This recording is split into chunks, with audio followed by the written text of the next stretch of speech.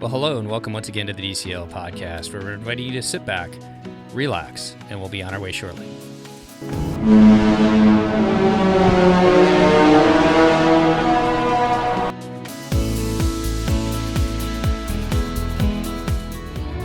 Always follow where no man will go, where the shadows have all the room. I was riding free on the oldest beat, humming in a southern tune. When a man came along, made me hush my song, take me all the way out there. Well, welcome back to the DCL podcast, your podcast to help you and your family cruise a little smarter when the ships are sailing. And I'd like to welcome back our two co-hosts, Christy from Pack Your Pixie Dust. How you doing today, Christy? I am well. How are you? How are And you Chris. both? And Chris down there in Los Angeles. What's going on, Chris? Not much. It's hot.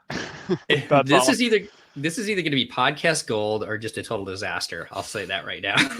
I'm It's going always with gold. a little of both. A little of both. And I'd like to welcome to our show our special guest. She's appeared once or twice. Anna Wake, my wife. How you doing today? Good.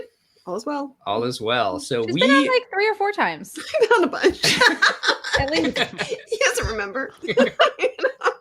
I give you no credit, do I? None at all. whatsoever. Okay, so we just got back from our trip to Wyoming, and we'll get into it in just a second. But we got a lot of information from people saying that now that the ships aren't sailing this summer, they're doing different kind of trips. Christy, you went up to northern Michigan. Chris, you're getting ready to go to where? Yosemite. Yosemite. So a lot of us are doing alternative vacations this year. So we thought we got a lot of interest to talk about these vacations, and so we're bringing you our trip from Wyoming. Yay. So Your trip looked great. Let me just say to start with. It was beautiful. I mean, it was, it's always the national parks, I guess, have always been something in the back of my mind that I thought, oh, yeah, we should do that someday. And it never really seems to have happened. And then this year we were like, wow, nothing else is happening. Maybe this is the time we should squeeze that in. Our kids have never been Yeah. on a road trip. So we decided it was a good time to force that on them as well. So Well, let's start with that. How was the road trip? actually not bad. It's different times for road tripping than it was, back in the 70s when I was rolling around in the back of my parents' car. Literally rolling around. Literally rolling around. Like they have a hotspot, so they're still watching their videos, and it was super easy. I mean, other than on the way home, they got a little bit too much people and too little space, and that was tough. But What kind Not of to- car did you road trip in? we have a Honda Pilot. So like an SUV. Yeah. So it felt like spacious enough for you to do all the things. Yeah, I think so. That makes sense. I feel like a 4-door sedan situation is not like peak road tripping, but if you have an SUV, when I was a kid, my parents would literally rent a car for our road trips because they wanted like a big van where everybody felt like they could spread out, and we didn't own that type of car, so they would just rent it when we did our road trips. We did not get to have the rental car or the big van when I was a kid. We were shoved in the back of a sedan with our little lap desk and our coloring sheets or something like that. Right. Well, I'll have to tell you about our trip through Scotland in the back of a Pinto with my brother and I in the back. If anybody remembers a Pinto station wagon back in the day, that's like, I'm totally dating myself, but that thing was so small. My grandparents kept on buying stuff and piling more and more stuff into the back, and our little space kept getting smaller and smaller. And so, yeah, the kids had it pretty good this time. So let's go into why we went on this trip to begin with. We originally had a trip or a cruise to Greece. And when we saw that was going to cancel, and I mean, the writing was on the wall that was going to disappear, we started looking around to see what else we could do. And one of the things that we've always wanted to do is do an ABD. So I was texting back and forth with Christy, looking at the different ABDs. And the one that really intrigues me the most is Wyoming for a lot of different reasons. And as they got kind of closer, thinking about even trying to book that, Wyoming was shut down with a 14-day quarantine. And so we decided not to even book ABD, but we decided we'll just book a hotel in Jackson. And then if Wyoming opens back up, we'll just go. And sure enough, the ABD canceled and we ended up going on this trip. But I think one of the other reasons why we started thinking about it too was due to the lack of international travelers coming over here to the US. And I'm going to be completely honest, with a little bit of the lockdown, we were kind of hoping that we could actually get to Yellowstone without the normal crowds. And Chris, as we were talking before we started recording, that's part of your goal going to Yosemite this year, right? Yeah, they're like basically preventing large crowds from getting into any or many of the national parks. Some of the national parks in certain states are like, whatever you want to do. But in California, at least, Yosemite is like one of the busiest national parks in the country.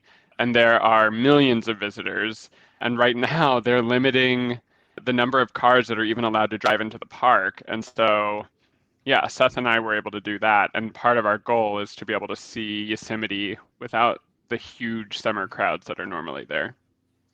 And I think you made a good point too before, as far as Yosemite goes, you need to actually get what am I looking for? Why am I totally drawing a blank on the Like a word? Reservation. A reservation to get into the park now, don't you? Yeah, so I used my like Disney sleuthing where you know how you're like in the park and you keep refreshing the fast pass thing so that eventually you get a fast pass that you want and you grab it as soon as you see it.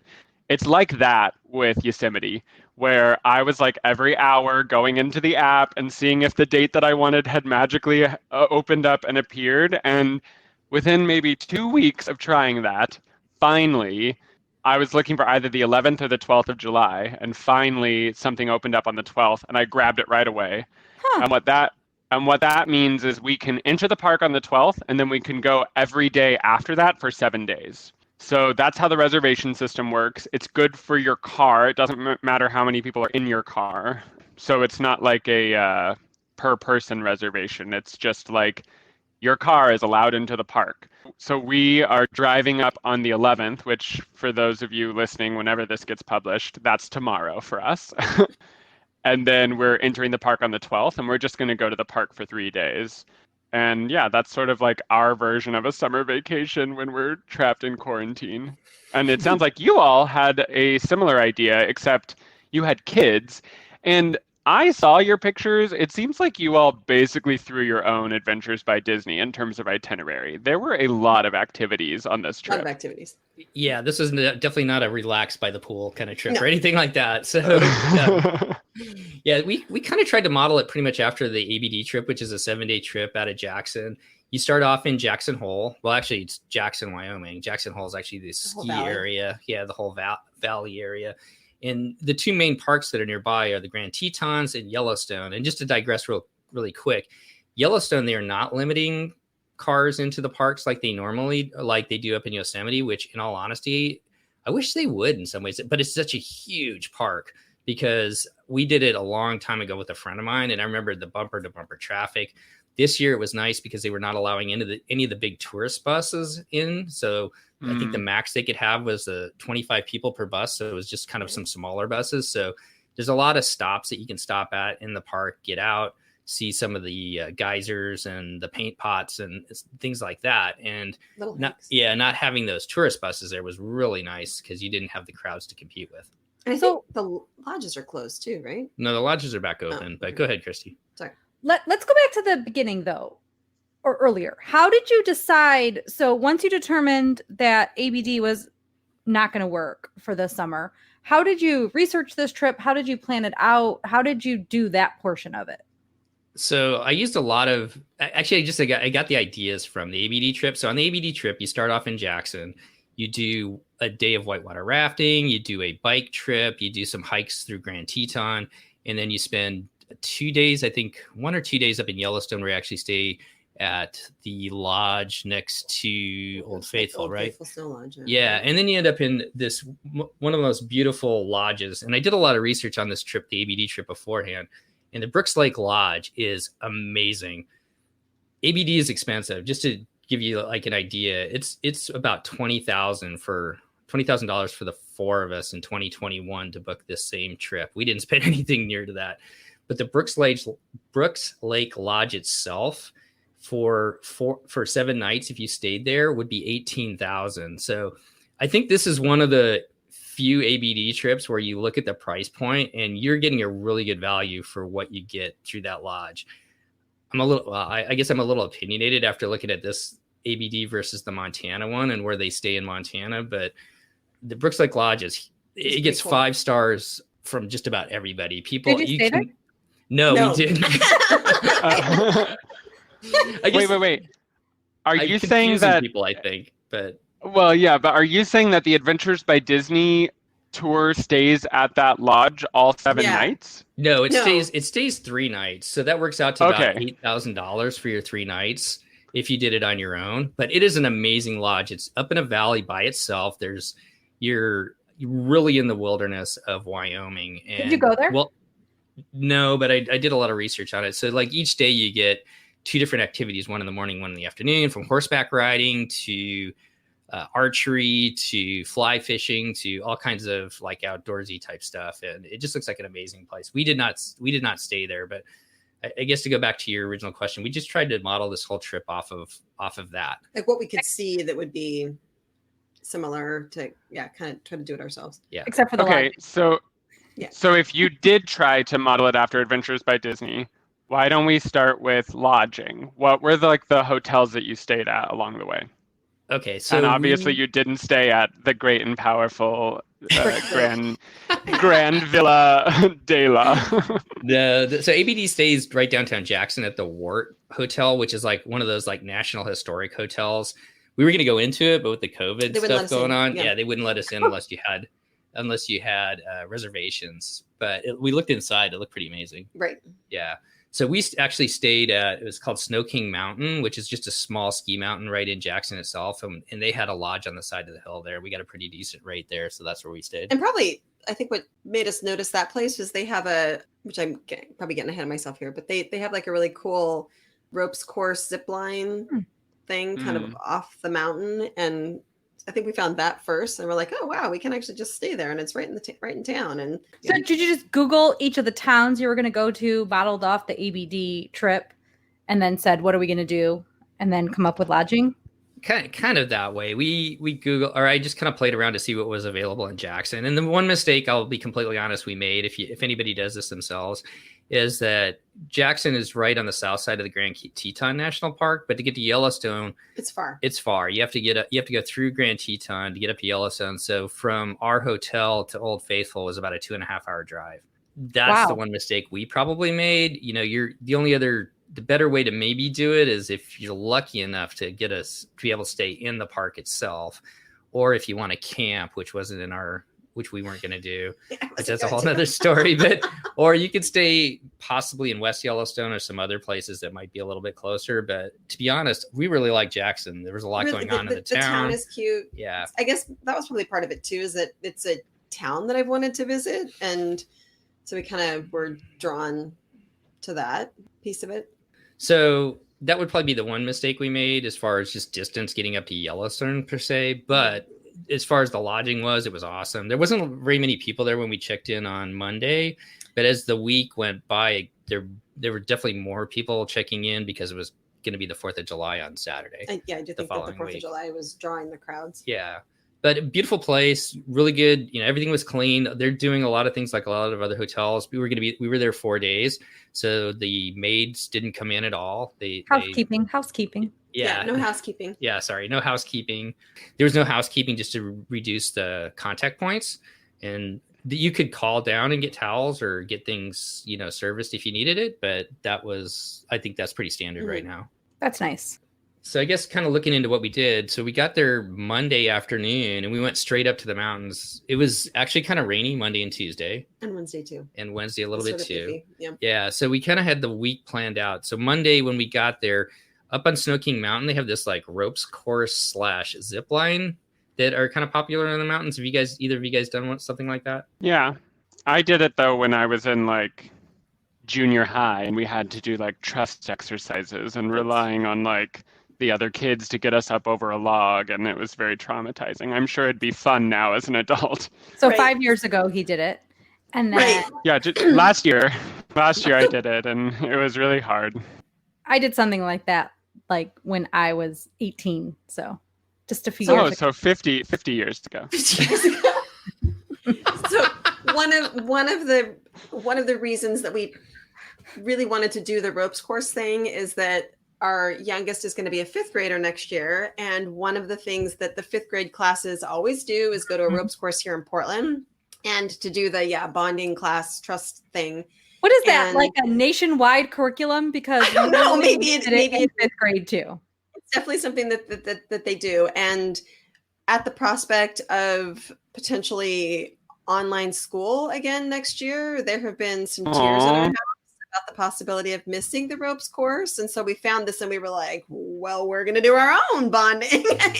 Yeah. We're gonna make it happen. And then it was actually really good because Big Brother, who did the 5th grade ropes course, was telling Alex, this is way cooler than the one you would do for school. So we're hoping that helped a little bit with other issues. That's sweet and fun cute. and like Yeah. good for families to have bond time. Right. We all made it. It was good. Yeah, we made it through the course, and then we finished up with what did we do to get down? Do you Oh, we remember? did an alpine slide, which Yeah. I have never done before, which was pretty cool. Oh, those are fun. Yeah, it was super fun. It was super long too. I couldn't believe how long it was. So that was pretty And cool. you So that was- control the brake on that, right? So you Yes. can control how fast you go. Yeah, which was nice. Were you all on one slide? No. Sled? We were all on our own. I want to be in control of my own speed. Mm-hmm. Especially with a And they bunch of males trust in your they house. they trust elementary school age kids with that. Yeah. Yeah. Well, there you Well, go. actually, I mean, he was just barely tall enough to do the ropes course part. And I think once they figure you can do that, then they're going to just let you do the whole rest. So All right, so I already need a nap. Your first adventures. yeah. Was You know, this the all fu- day one? Or wait, how many days was it until you actually got into, like, was there a front loading of driving days, or was Yeah. it basically like, what was that like?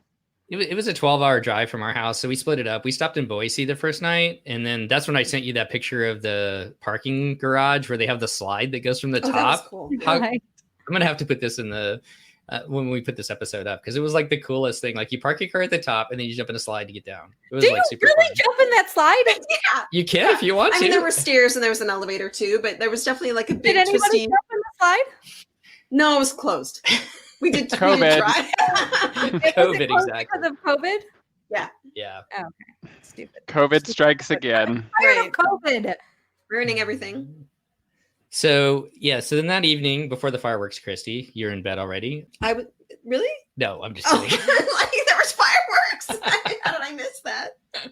Anyway, go ahead. Sorry. All What right, a so big we'll just talk about Jackson just really quick. Lots of cool little restaurants down there. It was pretty crowded, pretty busy, but pretty easy to get into. I love the fact that most restaurants now you go up to, you give them your name, and they take your phone number, and then you can walk around, and then they just text you when your table's ready, which is super cool. It was nice to be able to wander. Yeah, that's how Downtown Disney does it. And I think probably Disney Springs. I don't know if I've been to enough Disney Springs restaurants to know that they do that. But at Downtown Disney, most of them are just like, phone number, and we'll let you know when we're ready for you. Right. It's kind of cool. And then once you get in there, everybody had pretty much QR codes on the table. So you just take your phone out, take a picture of it, or open up the camera, and then it brings the menu up. And Which I thought that was one of the, I felt like a great innovation that COVID has brought to us is that why shouldn't we do that all the time? You know, like Those menus Right. are Yeah, gross. menus are gross. That's such Yeah. a good idea. and expensive for restaurants too, really, you Right. know, so I thought that was a great innovation. There are Yeah. some good things out of this situation. Yeah, I think so too. Mm-hmm. So we ate at Caldera Pizza, Liberty Burger, which was really good. it was really good. And then if anybody makes it down there, a Mexican place, it's called Mary Piglets. That's quite a And- name. It's quite a name. I thought so too. It doesn't sound like a very Mexican-y restaurant type Hey, name, how but did you decide where to go? Just like wandering around, Yelp? you know, like Googling best restaurants in Jackson kind of thing. We have two very picky eaters, so we have limited places that we could potentially go. We always have to check the menu before we go to make sure there's something. that Wait, someone tell will me eat. more. Tell me more about what is their like pickiness? Is it just like they basically want American food, or well, burgers and pizza, I'm guessing. Burgers from and pizza. Well, but then the one kid would eat pizza all the time. The other kid doesn't like melted cheese, and oh my gosh, the best both- food group? I know. Like, we think there's something wrong with it. I can't even think of. But he does eat salad, so like He does that's a eat good thing. salad. Like you can get a Oh. pizza place, you can find a Caesar salad anywhere, which is Yes. awesome. So So that's yeah. All just right, to make that's sure that a it's a bonus. big enough Caesar salad to feed a 14-year-old growing body. So Oh, So, and right. I thought I'd throw one more thing out there. I mean, lots of cool shops and everything, but they have a toy store down there. So just to keep the Disney thing going, and they have a gigantic animatronic buffalo and moose head on the wall. What? Yeah, and it's kind of cool. You get for $5, you can get a rifle, and it's like a rifle with a like a light on it. Are we shooting the animals? Yeah. No, you're not shooting the animals. There's targets all over. It kind of reminded me of the Toy Story ride where there's like the little, Oh, okay. you know, Oh, the like you're Midway shooting- Mania, but Yeah. with guns. Yeah. Well, that's fun. But Yeah, you that's- shoot, Wait a minute. This is what happens in Wyoming. Yeah, but you I shoot mean, them, and then it's very much on brand for Wyoming. Yeah. I hear that. So did you do it? no, because I think we got into the toy store and they texted us that our table was ready at the burger place, and so we left. Say though who the animatronic, I can't say that word, but was built by. You must say this. oh yeah. Sorry, I forgot that part of it. So it was built by the Disney company, which is actually super cool, and they look kind of like maybe something out of the Country Bear Jamboree. Jamboree. Totally, yeah, Yeah. and probably that same era. Yeah. But when you shot the buffalo, it started It moving talked. and it talked and it said. So some you funny did things. shoot it. Okay. Well, somebody else All did. right. I see. All right. We It's deserve fine. the I buffalo. Now we know I what, wasn't sure what was happening. now we know. I have a super important question, which I could save till the end. So if you want to answer it after you've told us all of the places you ate, I want to know what the best meal you had was and the worst meal that you had. Are we gonna Because Do it by- I'm the resident DCL food Food guy. critic. I'm gonna let you answer this one. Okay, so I will say the Mary Piglets, the Mexican place, when we went, we were all tired and hungry, and we went to put our name in at the restaurant, and it was going to be an hour and a half.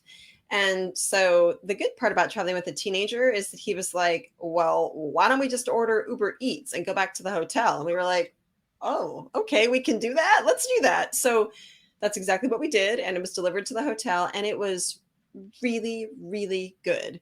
Like good. We had chicken enchiladas that were really well made and good tacos, and it was super good quality. It was definitely one of the ones that was high up on the best restaurants in Jackson, and we totally agreed with all of the recommendations for that.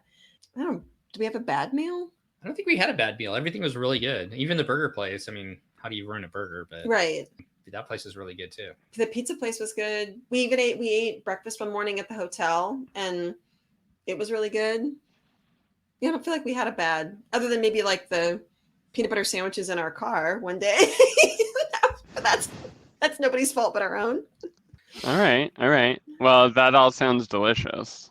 I'm into it. Yeah, it was good.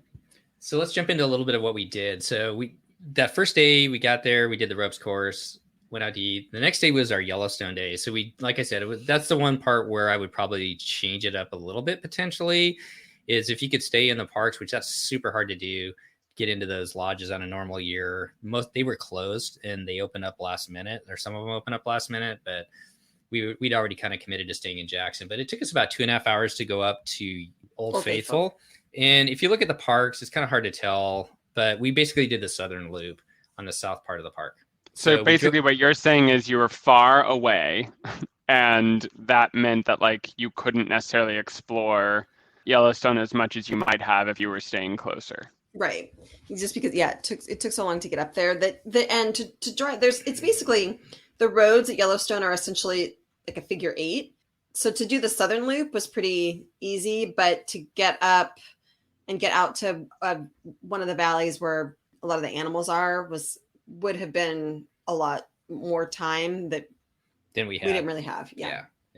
It was enough driving as it was. It was enough We driving spent as the it whole was, day yeah. basically driving from place to place to place, but it was super cool seeing everything. It was really cool. Yeah. It's amazing just the varied terrain and the animals and just all the different kinds of things that you can see there. It's really pretty cool.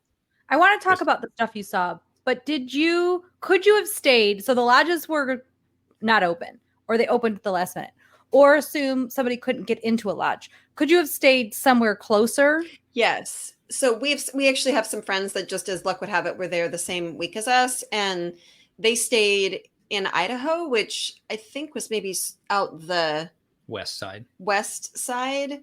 yeah, I can't remember exactly what town it is, but they were only like 30 minutes from the west entrance. So that would have definitely been, this is probably the least research vacation we've ever taken. And so if we had really been doing good research, we probably would have stayed somewhere at that west entrance the first couple of days and then moved down to Jackson so that we could do the north part of Yellowstone. But like, we already are planning, we have to go back. We loved it so much. So, but this is good to know. Hey.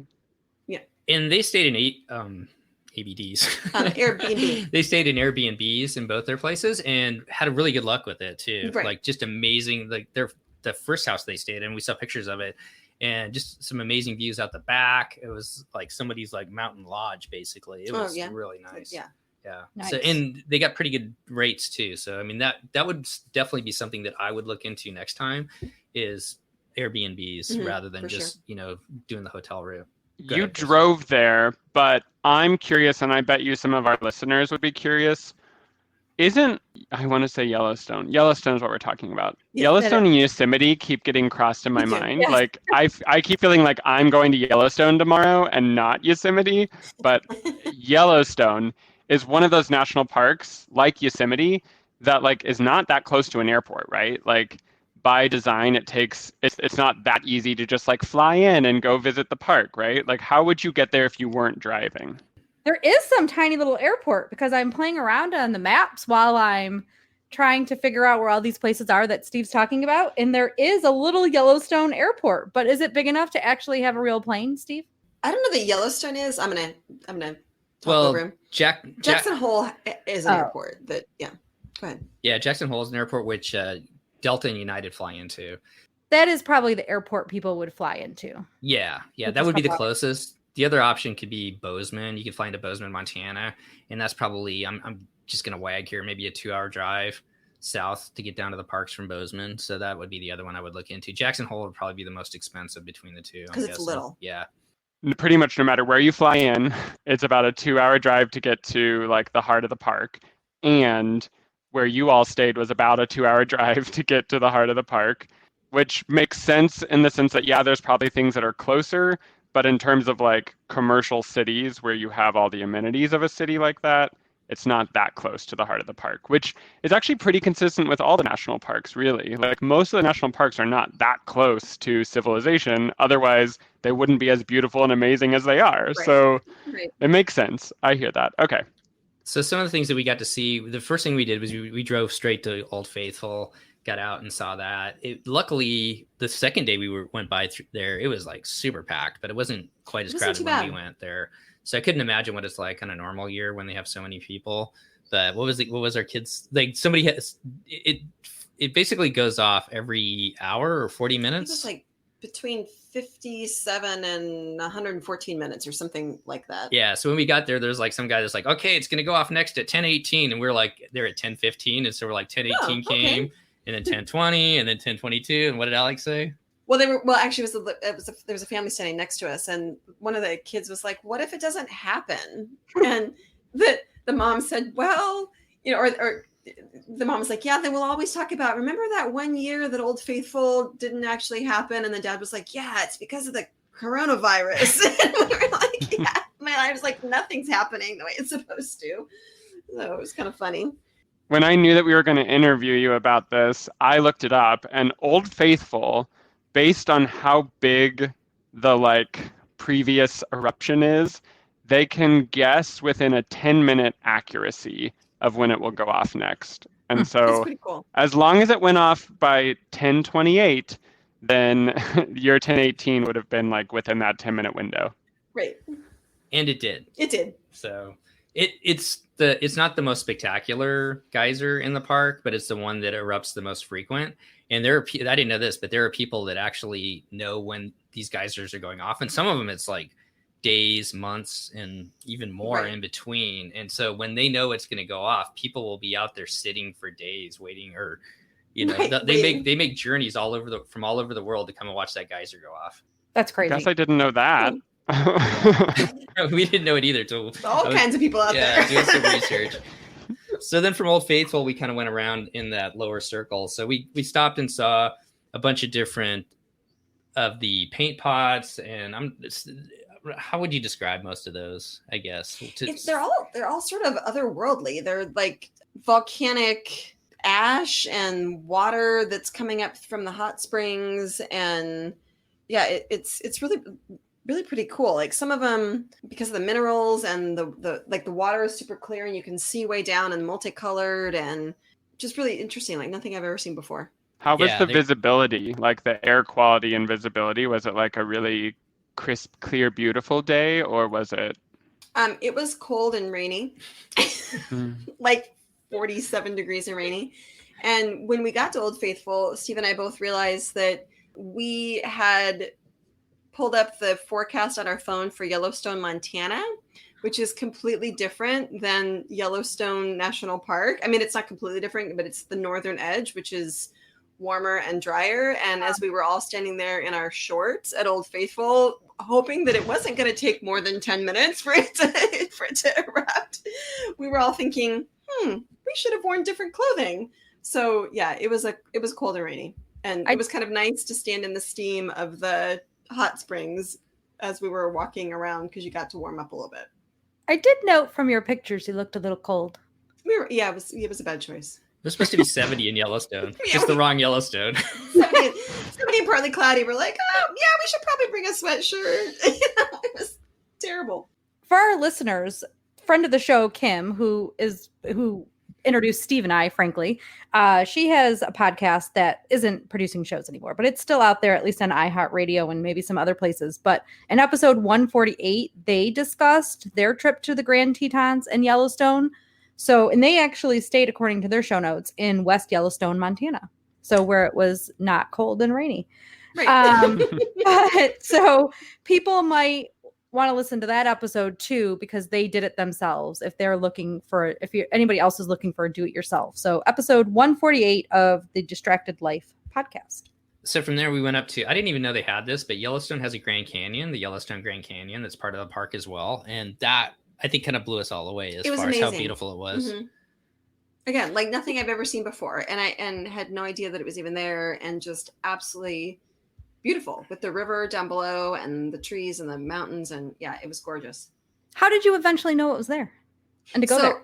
I also looked up, like the night before we were headed there, like what am I supposed to see in Yellowstone? And it was one of the things on the list, and it was on that lower loop. We were like, okay, let's make sure we stop at that spot. So if you go to all the national parks, generally most of their websites have kind of a section like that. You know, what are the must sees and do's, you know, if this is going to be your one time or your first time going there. It was kind of, I don't know if how familiar either or anybody is with Rick Steves, but Rick Steves kind of does that in his guidebooks for Europe. Like if you have 1 day in Paris or 3 days in Paris, and it was broken down on the Yellowstone website like that. Like if you have 1 day, these are the things that you definitely have to see. And then day 2 add this other thing on, and day 3, it was pretty cool how they had it all spelled out for you. That's very cool. Yeah. The internet has changed everything about do-it-yourself road trips and travel, because when I was a kid, what my parents did is they had to go into the AAA, and they met with an agent who pulled out maps and drew the route and like highlighted the things that you would do along the route. And we had like literal paper maps and like the, world's largest yarn ball or the world's tallest thermometer. And we would like circle, we have to go see that. Then that's what we would do. And now thinking like nobody would go to AAA and be like, can you map out my road trip for me and help me figure out what to see? Still doing that, and that are upset that AAA is no longer mapping out your road trip with your little triptych. Well, you're right. There probably are people still doing that, but now I would like to introduce you to the miracle of Google Maps. Right. Well, I will say, so when you go into Yellowstone and Grand Teton, they give you an actual paper map of the park, because there's no internet. There is, that's what I was to say. There are huge sections where there is no cell service or anything at all. And actually, though, nowadays on the map that they give you of the park, there were gray areas that showed you where you actually did have cell service. So that was kind of interesting, I thought. But That's actually a really helpful thing for listeners because you need to do your Googling before you get there. Yes. Pretty much around all of the like Lodges. Yellowstone, where they have several lodges, so anywhere they had a stop with a lodge in it, you could get internet service there. So you could do that way. So animals in Yellowstone, like tons to see: bears, bison, wolves. What else did they see? Elk. Elk, yeah. So we You basically saw all these things? no. We did not see wolves. We saw a lot of bison, and we saw elk, and we saw these little pika, like little. ground squirrels. Yeah, they're Chipmunks? like a fat Yeah. chipmunk is what they look like. And we saw a bear like on the very last day, but the friends of ours that were there were out hiking kind of in a little bit like just the three of them and sort of in a little bit of a remote place, and they could hear wolves, and that kind of they were like, oh, that's cool and not so cool all at the same Scary. time. Yeah. But there's two main valleys basically. I mean, you run the chance of seeing animals anywhere in the park, but there's the Hayden Valley and the Lamar Valley, which that's where you've got really good chances to see them. And which one didn't we make? We didn't make it to. We didn't go to Lamar. We Lamar. did the Hayden Valley is on that lower loop drive. So we did go through there. There were lots of places where the road goes through just big wide open meadows, and there would be people who had just pulled over to the side and with big binoculars and huge cameras with telephoto lenses and just kind of hanging out there all day to see what might come by, which is pretty cool. And there was a woman that was. Go ahead, Chris. You and I were about to say the exact same thing. I was about to say you were there while that woman got gored by a bison. Totally. Yep. And I think a couple of days before we got there, some lady was attacked by a bear. Yeah. Out on a hiking trail by herself. So yeah, that's a good point to bring up. So don't get out of your car and try and get a selfie with a bison. Not smart. right, done. Or a bear. Or bear. Yeah. Yeah. And These are wild animals. They're actually wild animals, even though they're not animatronics. Right, because they're used to cars. They are still actually wild animals. They don't have Disney training. They do have signs everywhere to bring bear spray. You can buy that at pretty much all the different stores throughout the parks. I would say most people, like 90% that we saw when we did our hike in the Grand Tetons, had bear spray with them. We were on a pretty populated hike. There was a lot of people on it. So I think the risk was pretty low of seeing a bear on there. But if you are going to go on a hike where you're going to be out by yourself a little bit, or where there's not going to be as many people, you definitely want to have bear spray with you. And people had bells too to kind of announce their presence, because apparently the issue with bears is that you don't want to surprise them. You want to make sure that they hear you coming. And so like they talked about like making sure you're in larger groups and keep talking or have bells or something so that the bear knows that you're coming around the corner and doesn't freak out. Get scared. Yeah. So are you telling us you didn't have bear spray? We did have bear spray. We bought some. And we're loud. We're a loud family, so we figured we didn't need any bells. We just talked loudly all the time. So, but did you purposely talk all the time loudly? Our 10-year-old just talks all the time. We didn't even have to ask him to. And he's loud. And he's loud. Yeah. So we, yeah. And if he would be quiet, then we would just ask him a question and then he would talk for a while. So it was all good. Except that he's going to hear this and be like, Mama. So that was kind of our Yellowstone day. So the next day we wanted to do the Grand Tetons. I mean, the one good thing about driving to Yellowstone is you drove through Grand Teton National Parks there and back.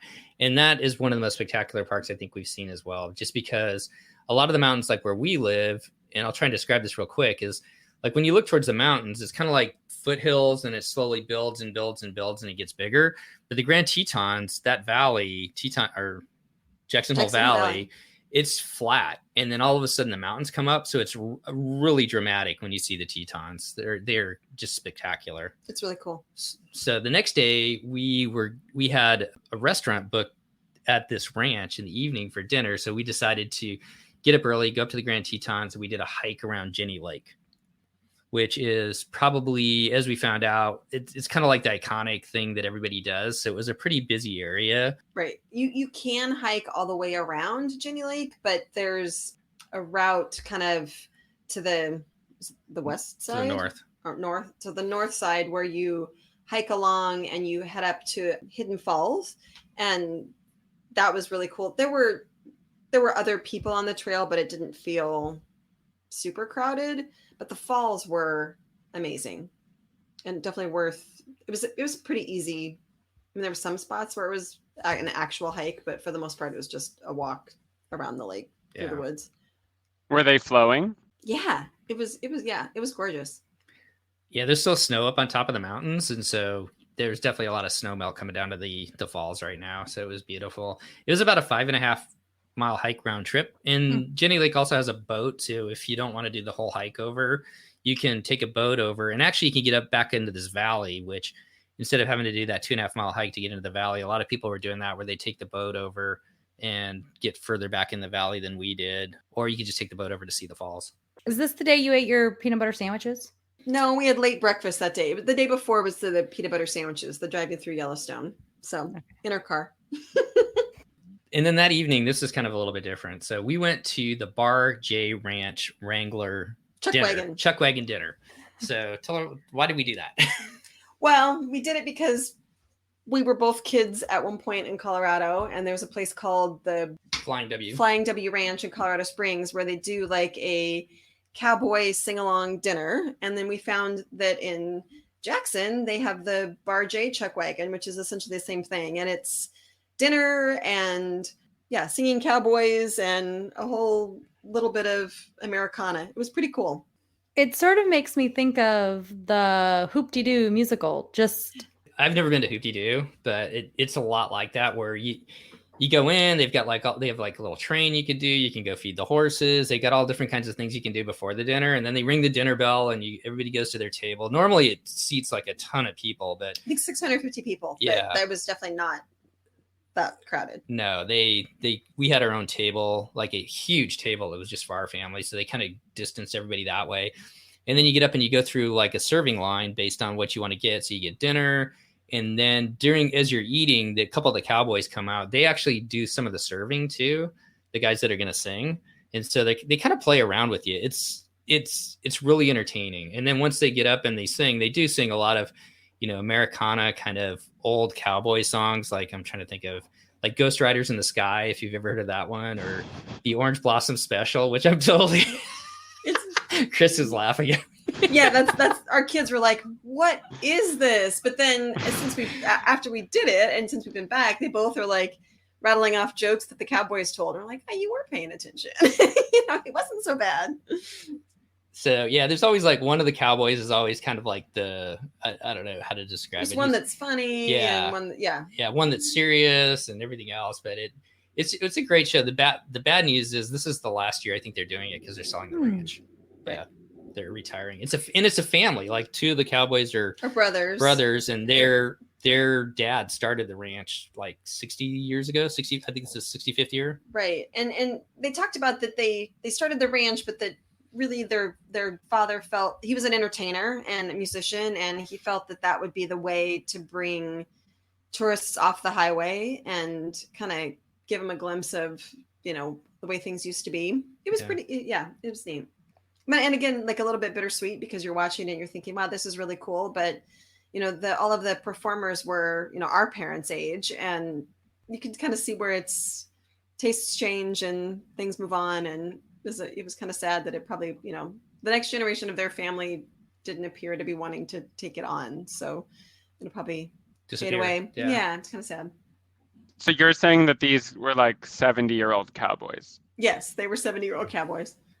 They said Fun. So. There were 5 of them up on stage, and one of them has been part of the show for 33 years or something like that. And and then another one, they were calling him the new guy, and he said that he'd been part of the show for 13 years and he was still the new guy. So, well, yeah. Was it like uncomfortable because of COVID, or was it felt safe and comfortable? It was we had I guess a couple of situations since all of this COVID stuff where when you walk into a place, you're like, wow, there's a lot of people here. Because I think that's because we've kind of gotten out of the practice of being around a lot of people at this point, but people were definitely keeping their space, and the ranch did a really good job of like reminding people to keep their space. And then they had us all seated. It was, like Steve said, big, huge picnic tables, and people were only sitting on one side. So our whole family was, we were sitting in a row on one side of the bench. And so once we got in there and sat down, you look around and you're like, oh yeah, we all have plenty of space, and this is okay. And I think that more the feeling that this is crowded is because we're just not used to that at this point. I feel like people going to Walt Disney World this weekend when it opens up are going to feel that same way with some of the crowds. Yeah, I just feel like, holy cow, there's a ton of people here. Yeah. But then once you stop and look around, you're like, well, maybe there's not as many as I felt like there were. At Disney, there might be. So our friends decided not to go because they didn't feel comfortable doing it. And maybe it was a little risk on our part to go, if to be completely honest. But I thought it was like people could slam me, definitely. But I thought it was like one of those iconic things that I really wanted our kids to experience before it went away. So, and I think that it worked out for us. So, It was, I feel like it was okay. Yeah. So overall, was there were people wearing masks on your trip? Yes. Yeah. Probably. I mean, it's kind of hard because a lot of what we were doing was outside. And so I think people, even here in Portland, people seem less inclined to be wearing masks outdoors as they are indoors. But even like walking around the streets of Jackson, probably 2/3 of the people were just wearing them all the time. But most everybody was like walking in and out of restaurants, or certainly in stores, they were asking people to. And at the ranch, I would say probably again, like 2/3, and everybody was keeping their space, like in the dinner line and stuff. Nobody was getting close to each other, whether you had one on or not. So yeah, I feel like it was a fair number.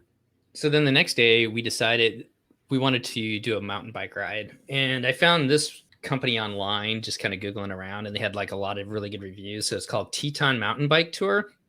And if anybody's going to Jackson, I can't highly recommend them enough. They have got specific tours on their website. You can go and take a look at it, kind of what they offer. However, you can call them and they will work with you based on your ability or what you want to do or what you want to see to modify your day, half day to however you want to do it. And the bikes were phenomenal, well maintained, Right, brand new everything's bikes. They get brand new bikes every year for their bikes. Everything was clean. They gave us the choice to ride in their van to where we were going to go, or we could drive our own car. And actually it was easier just to drive our own car. So both of us met up with our friends and they joined us on this. And so we ended up driving up to the place where we started, but I can't recommend them enough. Teton Mountain Bike Tour, tetonmountainbike.com they were just amazing. And it's Teton MT bike, it looks like from your notes. Yeah. I'm sorry. Yeah. tetonmtbike.com. So we ended up booking a full day, which was 6 hours. It was a 6-hour day, which included lunch, and you rode for about 4 hours. And what did you think, Wake? I thought it was great.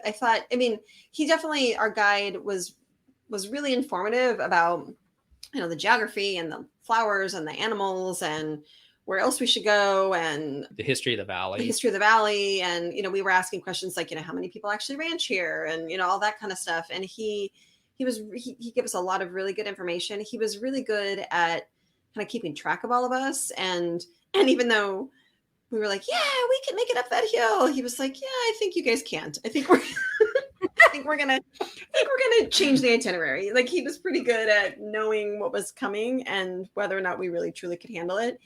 And it was gorgeous. The places that he took us and we all definitely felt like we were, doing some off-road mountain biking. The kids thought that was super cool. So it was great. Yeah, I can't highly recommend them enough. I think I've said that enough times, You but can. yeah, it was amazing. We went everywhere from like being on dirt roads to single track to Wait, which I guess I'm going to interrupt quick. So we did a thing here in Oregon, in Central Oregon, maybe 2 summers ago, where it's called the Polina Plunge. And it's like big fat tire mountain bikes. And on that, they say you're doing single track mountain biking. But at the one here in Oregon, the single track is maybe like 6 or 8 inches wide that you're trying to ride on, maybe even a foot wide. And And I am not a big mountain where I've never really done a whole lot of mountain biking. So when the Teton mountain guy said, we're going to do single track, I thought, oh, I can handle that. And then we get out onto the trails, and it was literally, the trail was the width of the bike tire. Like, that was it. And I was like, oh, wait a minute. This isn't really what I thought I could do.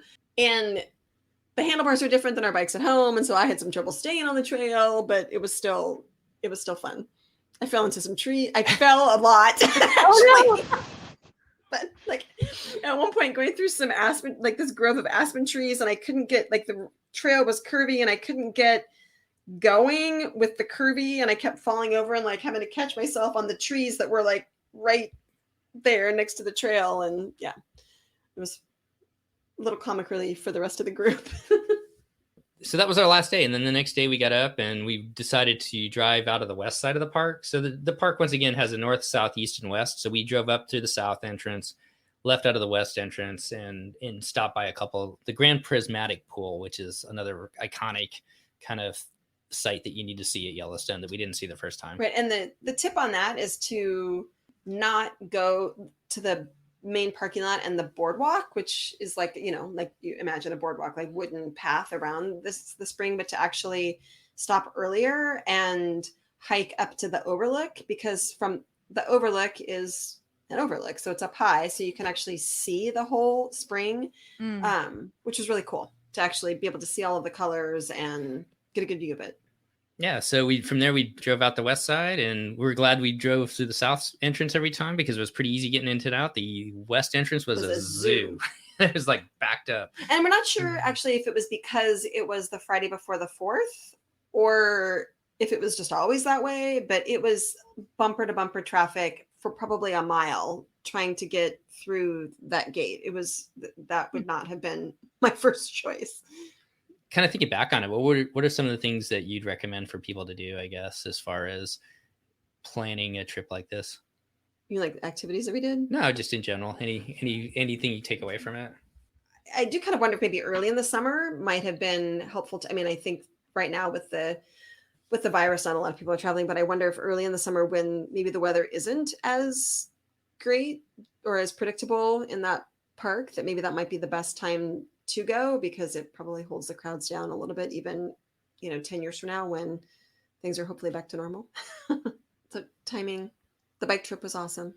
Yeah, we didn't whitewater raft. That was the other thing that they do usually on ABD, just because one, the weather was not going to be nice for the time slot that we had. And to be completely honest, we've got whitewater rafting about 2.5 hours from our house, which we could go and do. So I didn't think it was, I'm sure it would have been fun. They had tons of rafting outfits in Jackson that you could book with, but I think if the weather had been different, maybe we would have done it, but I didn't feel like a need to really do that because we can do that here. So that was and whitewater rafting is really dangerous. It is, yeah. Especially with a 10-year-old. I'm not one to speak because I did whitewater raft many, many, many times when I was a kid. So last year, I, at least on 2 of those occasions, almost died. I have never. Like one time was like almost died, like literally almost died. And the other time was like I got thrown out and I was scared, but I didn't probably almost die. Almost die. I have never not gotten thrown out of the rafting. Ever. Oh.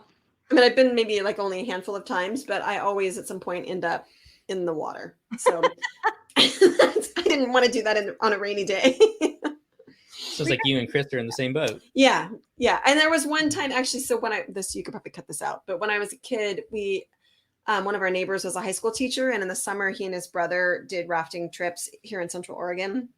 And the last weekend of the summer, always he would take all of the neighbors on a free trip.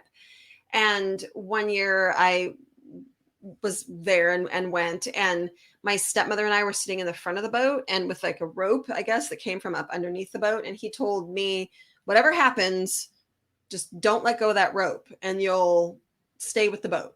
And so like first rapid, she and I both got tossed out of the boat, and I was like holding onto that rope for dear life. And then like come to the realization that the rope isn't longer than the boat. So I'm holding onto the rope and I'm stuck under the boat. And I was like, I don't think this is my best choice. So I let go of the rope and like popped right up behind the boat. It's like, why did he tell me to hang onto the stupid rope if it wasn't long enough? But I learned, yeah, From going as far away. maybe, I don't know. But yeah, I felt like that. I felt like I almost died in that situation, but it probably, again, probably didn't really, but I felt like it. I went whitewater rafting twice. We went once in Costa Rica, my brother and I, and then we went, it was like a cruise port trip. And then we went once in Oregon in at an Indian reservation. Oh yeah, that's Moppin. Yeah, probably Warm about 2.5 hours from Portland or so. Yep, that's the spot. Well, I guess that kind of wraps up our trip. We're looking forward to hearing Chris's trip in Yosemite here when you get back and hear all the things that you, Asher, and Seth get to do. Yeah, we'll do another one of these episodes about replacement trips when we can't go on cruises. Right. Hopefully cruise that'll tour. end eventually, right? Like I hope Yeah. this fall. Hopefully we don't rebrand the podcast to the National Park Podcast. so. Right. Or PCL yeah, podcast. People who love the Disney cruising and that are now doing X, Y, other and things. Right. Just call it the replacement trip podcast. I'm counting on your trip, Christy, the double dip to go in November. That's going to be the one that's going to start it all back again. Well, God, I don't want to be the one that starts it all back again because I'd like other people to be the guinea pig. I'd like to know what I'm getting into. But I kind of want that cruise to go. I mean, I made my final payment, so that's something. Yeah, When is and it you were supposed to be? supposed to stay in a lowly inside stateroom, but last minute you got to get that veranda upgrade. Yeah, I did change my cabin, but it was because if like a whole princess cruises thing happens and you're in your cabin for 3 weeks or 2 weeks, I guess I wanted to see the ocean. It's a very valid reason because I do think my biggest fear when cruising does go back is that if we ever do get stuck on a ship because of a quarantine, none of our friends or family will have any compassion for us. They'll be like, you chose to go on that ship. You did it to yourself. And I'm like, oh, that's hard. That's a hard pill to swallow. It is. We will have compassion for you, Chris. For each other. Our listeners will be like, oh, I feel for you. But literally all my friends and coworkers will be like, you did this to yourself. You're an idiot. Yeah. I just want to see Chris or Christy stuck on Castaway Key, kind of like Tom Hanks, a la Tom Hanks after. Wouldn't that be nice? With a ball. I'm into Yeah. it. I'd stay there. I'd be there for a long time. Oh, yeah. I mean, as long as I could eat. I can't eat the cookies, but I could eat something else. Right. I guess as we kind of finish it up, definitely 2 thumbs up on Yellowstone, Grand Tetons. If you don't want to do it yourself, Adventures by Disney, I think, and you can swing the price of it, and that speaks to you. Definitely book the Wyoming trip because I think that even though we didn't stay at the Brooks Lodge, just looking at everything that entails looks amazing. Plus what we got to see, I don't think you can go wrong with that trip. So I guess as we get out here, thanks for listening. Thanks for coming on, Wake. Appreciate it. You're Yeah, welcome. thanks, Wake. Yeah.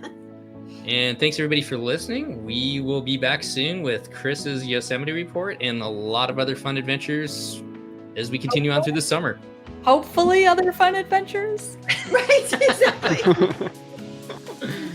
With our rebranded podcast, The National Parks. All right, with that note, we'll get out of here. Thanks everybody for listening. Thanks for your support, all our Patreon members, and we'll see you next time. Bye, everybody. Bye. Bye. The DCL podcast is not affiliated with the Disney Cruise Line, Walt Disney Company, Adventures by Disney, or Run Disney. All of the opinions expressed on our shows are those of the hosts and the guests who appear on the show. If you have any questions about any of these products, please contact the Walt Disney Company.